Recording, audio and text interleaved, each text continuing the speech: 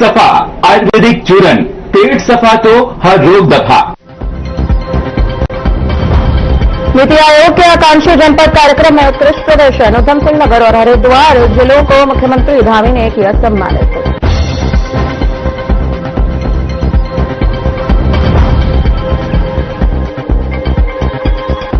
सरकार के अतिक्रमण हटाने की कार्रवाई पर वक्फ बोर्ड अध्यक्ष का बयान, उच्च न्यायालय के निर्देशानुसार कार्रवाई जारी।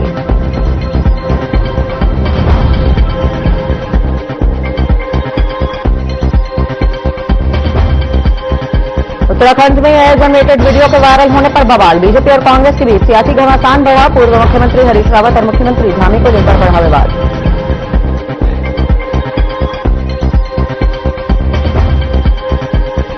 सीएम पुष्कर सिंह धामी ने the great Himalayan rescue documentary का टीजर और पोस्टर किया विमोचन, तिलक्वाड़ा टनल रेस्क्यू की प्रेरक कहानी उजागर।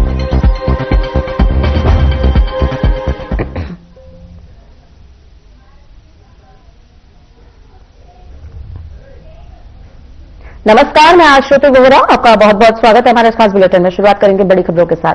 मुख्यमंत्री पुष्कर सिंह धामी ने परेड ग्राउंड स्थित बहुउद्देशीय क्रीड़ा हॉल में उत्तराखंड सचिवालय बैडमिंटन क्लब द्वारा आयोजित 10वीं अंतर्विभागीय बैडमिंटन प्रतियोगिता 2025 का शुभारंभ किया है। सीएम धामी का कहना है कि इस तरह की प्रतियोगिताएं राज्य की खेल प्रतिभाओं को आगे बढ़ने का अवसर देती हैं और उत्तराखंड को खेल भूमि के रूप में मजबूत बना रही हैं।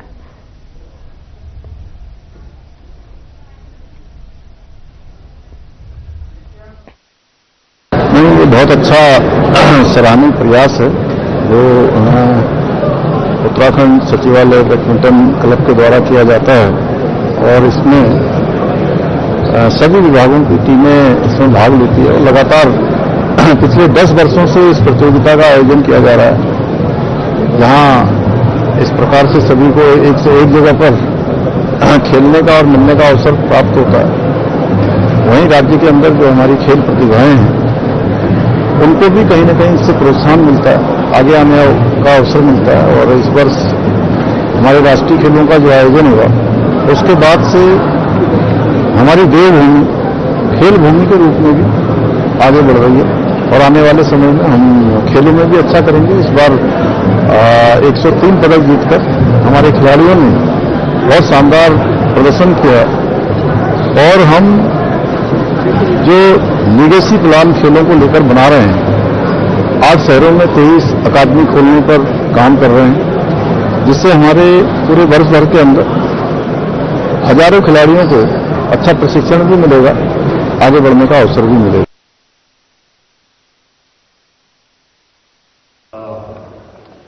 कॉलोनी में बच्चों पर पिस्तौल लहराने का मामला अभी ठंडा भी नहीं हुआ था कि एक बार फिर से कॉलोनी में दबंग बिल्डर का खौफ सामने आ चुका है। जी हां, थाना रायपुर क्षेत्र की रजिस्टर्ड RWA कॉलोनी के अध्यक्ष अजय सिंह पर देर रात करीब 11 बजे जानलेवा हमला किए जाने का आरोप लगा है। आरोप है कि पहले से घात लगाए बैठे बिल्डर पुनीत अग्रवाल ने अपने एक साथी के साथ मिलकर अध्यक्ष पर हमला किया और जमकर गाली गलौज व अभद्र भाषा का इस्तेमाल किया। मारपीट का वीडियो कॉलोनी वासियों ने बना लिया, जो अब सोशल मीडिया पर तेजी से वायरल हो रहा है।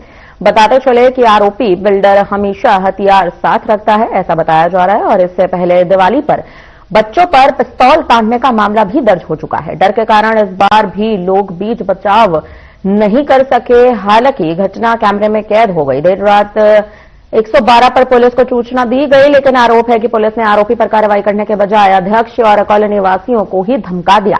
इस घटना में अध्यक्ष की कार भी क्षतिग्रस्त हो चुकी है, जिससे पूरे मामले में पुलिस की भूमिका पर गंभीर सवाल खड़े हो गए हैं।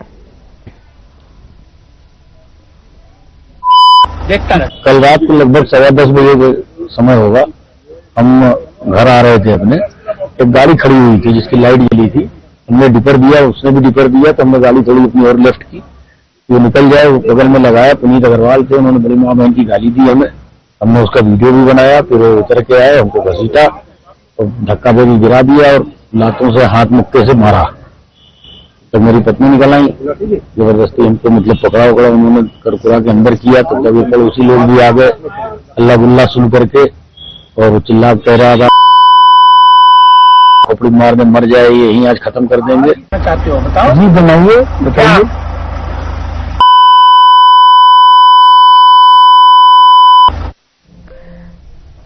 इस वक्त की बड़ी खबर आपको बता दें, देहरादून ट्रैफिक जाम से निपटने के लिए फैसला सामने आया है। निरंजनपुर मंडी होगी शहर के बाहर शिफ्ट। जी हां, बताते चले, निरंजनपुर मंडी शहर के बाहर शिफ्ट हुई। एमडीडीए को नई जगह तलाशने के निर्देश दिए हैं। शहर के 6 जंक्शनों में भी सुधार के आदेश है। पार्किंग के 100% उपयोग पर सरकार का जोर यहां पर देखने को मिल रहा है। आपको बताते चले, इस वक्त की बड़ी खबर सामने आ रही है। देहरादून ट्रैफिक जाम से निपटने के लिए बड़ा फैसला आया है। निरंजनपुर मंडी होगी शहर के बाहर शिफ्ट। एमडीडीए को नई जगह तलाशने के निर्देश दिए गए हैं। शहर के 6 जंक्शनों में भी सुधार के कड़े आदेश। पार्किंग के 100% पर भी आदेश यहां पर सामने आ चुके हैं। देहरादून ट्रैफिक जाम से निपटने के लिए बड़ा फैसला। निरंजनपुर मंडी शहर के बाहर होगी शिफ्ट।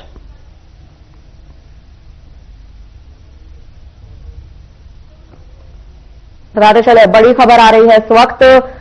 बड़ी खबर देहरादून से आपको बता रहे हैं, ट्रैफिक जाम से निपटने के लिए यह बड़ा फैसला सामने आया है। आप देख सकते हैं तमाम तस्वीरें जो हम आपको इस वक्त दिखा रहे हैं। ट्रैफिक जाम से निपटने के लिए यह फैसला सामने आया है। शहर के 6 जंक्शनों में सुधार के आदेश यहां पर पारित कर दिए गए हैं। निरंजनपुर मंडी शहर के बाहर शिफ्ट हो जाएगी। बढ़ते हैं खबरों में आगे। बीते 24 घंटे में ऋषिकेश और आसपास के क्षेत्रों में मौसम ने करवट ले ली है।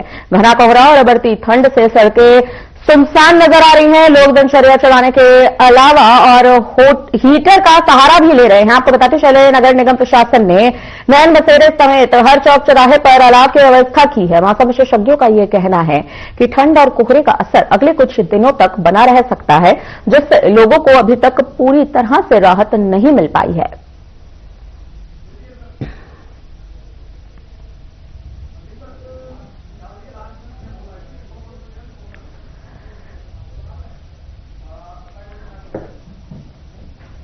लालकुआं तहसील में बिंदुक्ता वन अधिकारी समिति द्वारा तहसील में आयोजित 1 दिवसीय धरना कार्यक्रम, जिसे चाय पर चर्चा नाम दिया गया है, उसमें सैकड़ों ग्रामीणों ने भाग लिया। आपको बता दें, राज्य सरकार से बिंदुक्ता को राजस्व गांव घोषित करने की मांग की गई।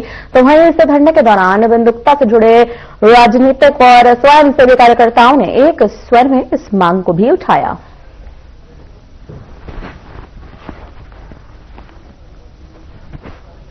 अब आप बताइए क्या धरना प्रदर्शन का कारण ये रहा है कि जो हमारा जो प्रस्ताव था या दावा कहें, प्रस्ताव कहें, जिला स्तरीय वन अधिकार समिति द्वारा पास करके शासन को भेजा गया, जो 18 माह तक शासन में एक प्रकार से मैं कहूंगा कि लटकाया गया और नियम विरुद्ध उसको वन विभाग को भेजा गया। पहली बात और दूसरा, जब हम लोगों ने इस पर आपत्ति दर्ज की कि क्या आपने रामनगर में भी एक कार्रवाई की और हरिद्वार में कार्रवाई की, तो सूचना अधिकार में पता चला कि ऐसी कार्रवाई नहीं। अभी भी जो संघर्ष कर रहे हैं, जो भी हमारी राजस्व ग्राम बनाने के लिए वन अधिकार प्रावधानों की तहती कर रहे हैं और कानूनी प्रक्रिया का पालन करते हुए हम लोग इसको आगे बढ़ रहे हैं।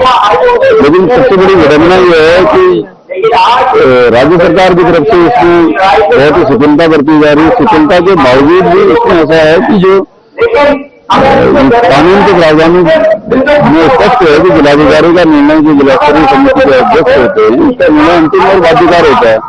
ये तो ताकत आप लोगों से है, क्योंकि लोकतंत्र है। उत्तराखंड की राजधानी देहरादून में वायु प्रदूषण लगातार सेहत के लिए हानिकारक होता जा रहा है, जिसके चलते आलम यह है कि देहरादून का AQI 290 के पार पहुंच गया है।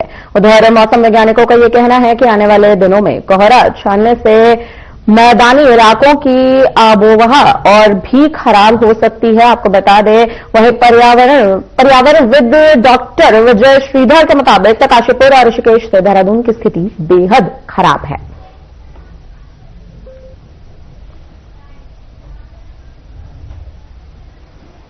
उत्तराखंड में 3 जो सिटी हैं जहां नॉन अटेनमेंट सिटीज जिनको बोला जा रहा है, ऋषिकेश, काशीपुर और देहरादून। तो देहरादून की हालत उन दोनों सिटी से काफी खराब है और अभी ये थोड़ा सा जो मौसम में बदलाव हुआ है, हवा स्थिर है और थोड़ी एक्टिविटीज भी बढ़ी हुई है, तो इमिशन डिस्पर्स नहीं हो रहे हैं। उसके चलते दिन और रात में टेम्परेचर रात के टाइम और फाइन पार्टिकुलेट मैटर बढ़ जा रहा है। सिटीज यानी हमें जितने भी इमिशन कम कर सकें उतना जरूरी है। एक तो ट्रैफिक मूवमेंट रेगुलराइज होना जरूरी है कि बहुत ज्यादा व्हीकल्स रोड पे हैं, तो कुछ यदि इलेक्ट्रिफाइड मोबिलिटी में जाते हैं तो कम होगा। दूसरा, जो अनवारंटेड बोनफायर है या और बायोमास बर्निंग है, लोग कूड़ा करकट वगैरह भी जलाते हैं सब लोग। तो अब बारिश ना होना, एक तो ये रहता है कि वो नेचुरल प्योरिफिकेशन का काम या स्क्रीनिंग का काम करते हैं, वो नहीं हो पाया। दूसरा है कि सर्दियों में लोग जो भी इमिशंस होते हैं वो डिस्पर्स कम होते हैं और फाइन पार्टिकुलेट मैटर ज्यादा बढ़ता है। तो फाइन पार्टिकुलेट मैटर का AQI इम्पैक्ट क्योंकि हेल्थ से रिलेटेड है तो वो जल्दी चेंज होता है। देखिए, बारिश होने से तो जो है क्लैरिटी बढ़ जाती है, पोल्यूटेंट्स बैठ जाता है, उसमें उम्मीद यही रहता है कि वो जो है क्लियर हो जाता है और AQI नीचे आ जाता है। देखिए, अभी 20 और 21 तारीख को एक फीमेल WD जो है अप्रोच कर रहा है, तो उसमें भी हमको यही अभी जो संभावना लग रही है वो हल्की से बहुत हल्की बारिश ऊंचाई वाले क्षेत्रों में, ऊंचाई वाले जो हमारे जिले हैं उनमें ही संभावना बन रही है। हरिद्वार में अतिक्रमण के खिलाफ प्रशासन का अभियान तेज हो गया है। बताते चले, यूपी सिंचाई विभाग की भूमि पर किए गए अवैध कब्जों पर बुलडोजर कार्रवाई की गई, जिसमें करीब 1 से 1.5 किलोमीटर क्षेत्र को अतिक्रमण मुक्त कराया गया। प्रशासन का कहना है कि धामी सरकार के निर्देशों पर सरकारी और सिंचाई विभाग की जमीन से अवैध कब्जे किसी भी हाल में नहीं रहने दिए जाएंगे। कार्रवाई के दौरान भारी पुलिस बल तैनात रहा। जिलाधिकारी मयूर दीक्षित ने स्पष्ट किया है कि आगे भी अतिक्रमण के खिलाफ अभियान जारी रहेगा।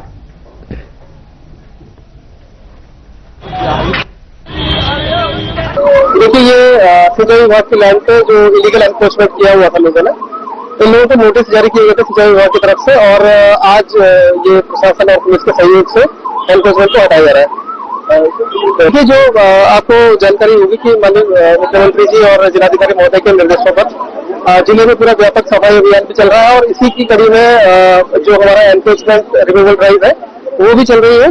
और जहां जहां भी सरकारी जमीनों पर एनफोर्समेंट हुए हैं, चाहे वो ग्रामीण क्षेत्र हो या शहरी क्षेत्र हो।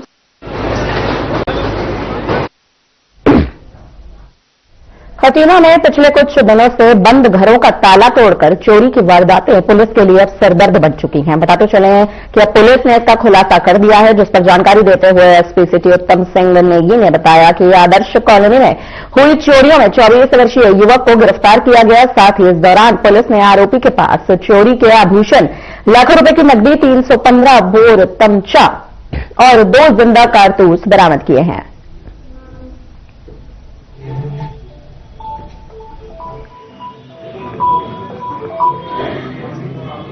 हमारे कप्तान साहब के निर्देशन में, एसएसपी साहब के निर्देशन में हमारे यहाँ सीओ खटीमा साहब हैं और हमारे इंस्पेक्टर साहब हैं और इनकी पूरी टीम बड़ा अच्छा काम कर रही है। तो कुछ महीने पहले काफी चोरियां यहाँ पे हुई थी, 2-3 चोरियां, तो उसमें हमारी टीम लगातार इसमें पता रसी करके दबिश दे रही थी। तो कल हमें सफलता मिली है एक चोर को गिरफ्तार करने में, और उससे अभी तक हमें अपनी जो 2 चोरियों का पता चल गया है, जो एक 8वें महीने में हुई थी इस साल और एक 11वें महीने, पिछले महीने हुई है।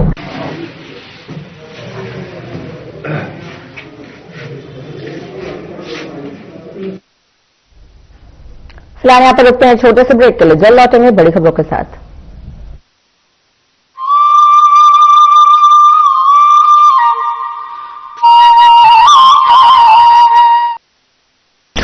लोग खाते पीते तो बहुत बढ़िया हैं, पर फिर भी उनकी सेहत नहीं बनती।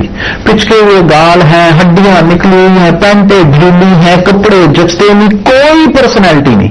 ऐसे लगता है इधर से खाए जा रहे हैं, उधर से निकले जा रहा है, क्योंकि उनका पाचन तंत्र खराब है। और जब तक के पाचन तंत्र दुरुस्त नहीं होगा, वो जितना मर्जी अच्छे से अच्छा खा ले, उनकी सेहत नहीं बन सकती।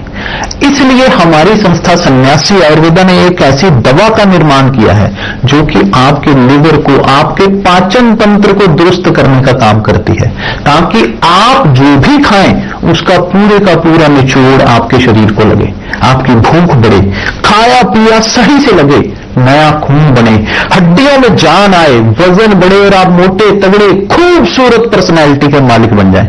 सिर्फ 655 रुपए की पूरे 1 महीने की दवा होती है और आप इसे घर बैठे 01145454545 पर फोन करके दवा मंगवा सकते हैं।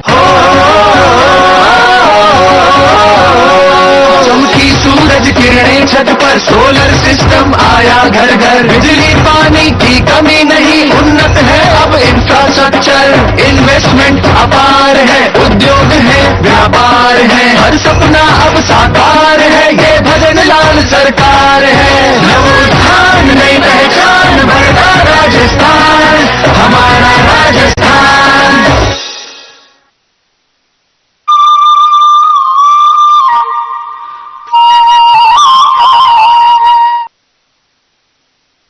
ब्रेक के बाद एक बार फिर आपका स्वागत है। बढ़ते हैं खबरों में आगे। सीमांत कठुआ में 12 दिसंबर की रात बस अड्डे के समीप हुए 2 गुटों के झगड़े में युवक तुषार शर्मा की हत्या और 2 अन्य के गंभीर रूप से घायल होने के मामले में अब पुलिस ने एक और मुख्य सह आरोपी को गिरफ्तार कर लिया है। मृतक के पिता मनोज शर्मा की तहरीर पर मुख्य अभियुक्त हाशिम सहित कई लोगों के खिलाफ हत्या का मुकदमा दर्ज किया गया था। घटना के बाद खटीमा में हुई तोड़फोड़, आगजनी और प्रदर्शनी के चलते फैली अशांति को लेकर पुलिस लगातार कार्रवाई कर रही है। एसपी सिटी उत्तम सिंह नेगी ने बताया कि मुख्य अभियुक्त हाशिम को 13 दिसंबर को पुलिस मुठभेड़ के बाद गिरफ्तार कर जेल भेजा गया था, जबकि अन्य 2 आरोपी पहले ही जेल भेजे जा चुके हैं। पुलिस अन्य आरोपियों की तलाशी कर रही है, अभियुक्तों की संपत्ति की जांच में जुट चुकी है, साथ ही नशे के खिलाफ भी सख्त कार्रवाई की जा रही है।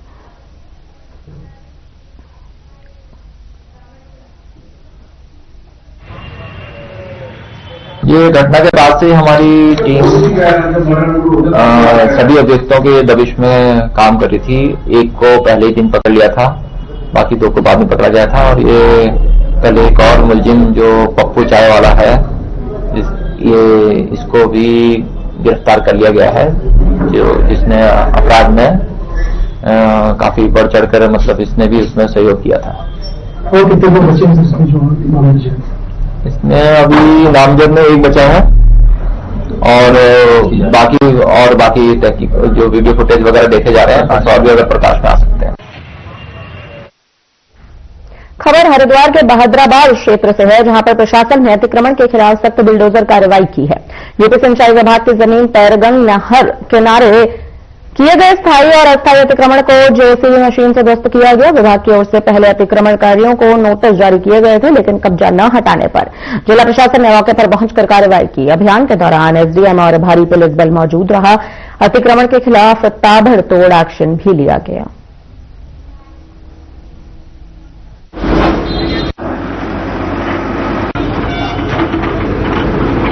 जहां जहां भी अतिक्रमण हुए हैं वो सारे अतिक्रमण हम लोगों ने मैप कर लिए और उसकी एक कार्य योजना, प्रभावी कार्य योजना तैयार की गई है। उस पर निरंतर काम चल रहा है। आज हमारी टीम जो बहादुराबाद हाईवे है उसके पास जो कैनाल के साथ अतिक्रमण है उसको भी हटाया जा रहा है। तो कुछ जैसे कुछ मज़ारें थी, नहर के जो बीच में मज़ारें थी, तो ये सिंचाई विभाग की जमीन पे कुछ लोगों द्वारा एनक्रोचमेंट किया गया था। इसके बाद डिपार्टमेंट के द्वारा उनको नोटिस जारी किया गया था। नोटिस में ये लिखा हुआ था कि खुद से विदिन 15 डेज एनक्रोचमेंट को हटा लें, लेकिन उनके द्वारा इसको कंप्लाइंस नहीं की गई है और उसके बाद आज पुलिस और प्रशासन के द्वारा इसको हटाया जा रहा है।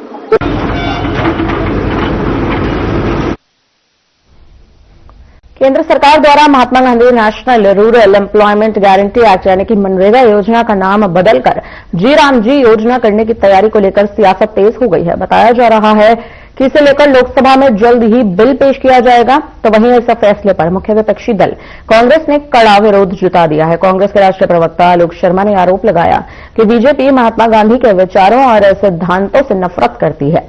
उन्होंने कहा कि केंद्र सरकार द्वारा योजना के प्रावधानों में किए गए बदलावों से आने वाले 1 से 2 साल में राज्य सरकारें अपना 40% अंशदान नहीं दे पाएगी, जिससे योजना का भविष्य संकट में पड़ जाएगा। आलोक शर्मा ने यह भी कहा कि बिना राज्यों में परामर्श और बिना किसी पायलट प्रोजेक्ट के इस योजना को लागू किया जा रहा है, जिससे आगे चलकर मनरेगा के तहत काम करने वाले गरीबों से रोजगार छीनने का खतरा है।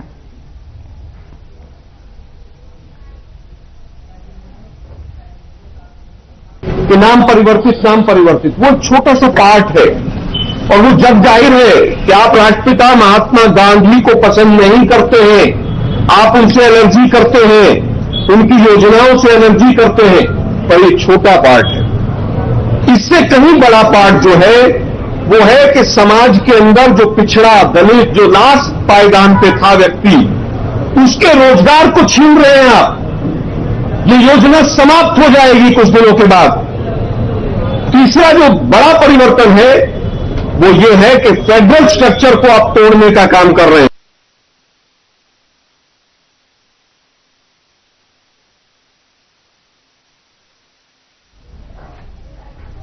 प्रदेश में आर्थिक रूप से कमजोर और जरूरतमंदों की मदद के लिए लंबे समय से काम कर रही नई दिल्ली की पुराहन वेलफेयर सोसाइटी की ओर से नेताजी सुभाष चंद्र बोस छात्रावास के छात्रों के लिए स्वास्थ्य शिविर का आयोजन किया गया। बताते चले, इस छात्रावास में निवासरत 42 बालकों और बालिकाओं और 54 बालकों का डेंटल चेकअप भी किया गया।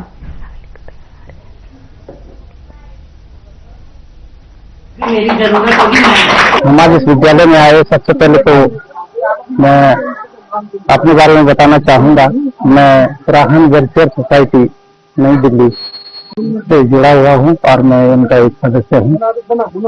जहां कहीं पौड़ी गढ़वाल में हमारी आवश्यकता होती है, कोई दवा नहीं पत्ता होता है, उनकी सहायता करने के लिए हमारी संस्था यहाँ पे उत्सुक रहती है। और हमारे जो फाउंडर हैं सुधा मालकोटी जी, इनका एक समाज सेवा की भावना से ये काम करती हूँ। धन्यवाद देना चाहते हैं अपना समय पौड़ी शहर श्रीनगर के लिए दिया है।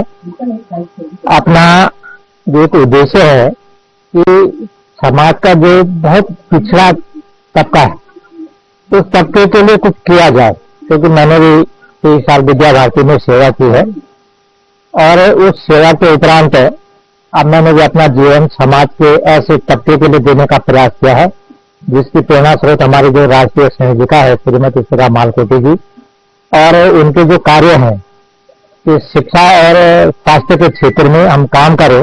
वंदना पवार है और मैं वर्तमान में नेताजी सुभाष चंद्र बोस बालिका छात्रावास श्रीनगर में छात्रावास इंचार्ज के रूप में कार्यरत हूँ। धन्यवाद सर। सबसे पहले मैं आपका धन्यवाद ज्ञापित करती हूँ कि आप हमारे छात्रावास में आए। वर्तमान में छात्रावास में 42 छात्राएं अध्ययनरत हैं और यहाँ पे जो है माननीय मंत्री जी ने जो है ये अवधारणा शुरू की है नेताजी सुभाष चंद्र बोस। ये छात्रावास मुख्य रूप से अनाथ और जो सिंगल पेरेंट्स और जो गरीब बच्चे हैं उनके लिए संचालित किया जा रहा है। मैं सुधा मालकोटी पुराहन वेलफेयर सोसाइटी से यहाँ छोटे बच्चों के बारे में मुझे पता चला कि यहाँ वो बच्चे रहते हैं कि जो कुछ सिंगल पेरेंट्स हैं और कुछ बच्चों के पेरेंट्स नहीं हैं, जो गवर्नमेंट ने उनके लिए नेताजी सुभाष चंद्र बोस के नाम से छात्रावास खोला है। उन्हीं बच्चों के लिए उनके हमारी वार्डन जो है वंदना जी से बात हुई, तो बच्चों के लिए जो जरूरी चीजें थी तो उनके लिए हमने एक डेंटल कैंप लगवाया और बच्चों को उनके मनोरंजन के लिए एक टीवी भेंट किया। मेरा नाम कृतिका है। जो आज यहाँ सोसाइटी से आए थे तो उन्होंने हमें टीवी भेजी, तो मतलब जब छुट्टी हो रहते हैं तो हमें मतलब इधर उधर की जानकारी मिल जाती, तो हम उसमें जानकारियाँ दे सकते हैं। हमें उससे बहुत सारी जानकारी प्राप्त हो सकती है। जो हम यहाँ छात्रावास में आए हैं तो हमें यहाँ से कुछ बन के जाना है, तो मेरा ड्रीम है कि मैं डॉक्टर बनूं। हमारे छात्रावास का नाम है NSCB girls hostel Srinagar Garhwal. यहाँ नाम नेताजी सुभाष चंद्र बोस गर्ल्स हॉस्टल है, यहाँ श्रीनगर में उपस्थित है। मैं कक्षा 5 की छात्रा हूँ। मेरा शुभ नाम खुशी रावत है। आज हमें दादाजी ने गिफ्ट और साथ साथ टीवी भी दी, जो हम पहले नहीं उपस्थित थी।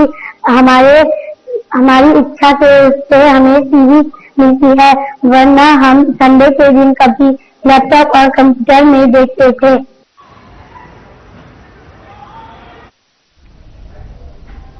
फिलहाल के लिए इस बुलेटिन में इतना ही। मुझे दीजिए इजाजत। नमस्कार।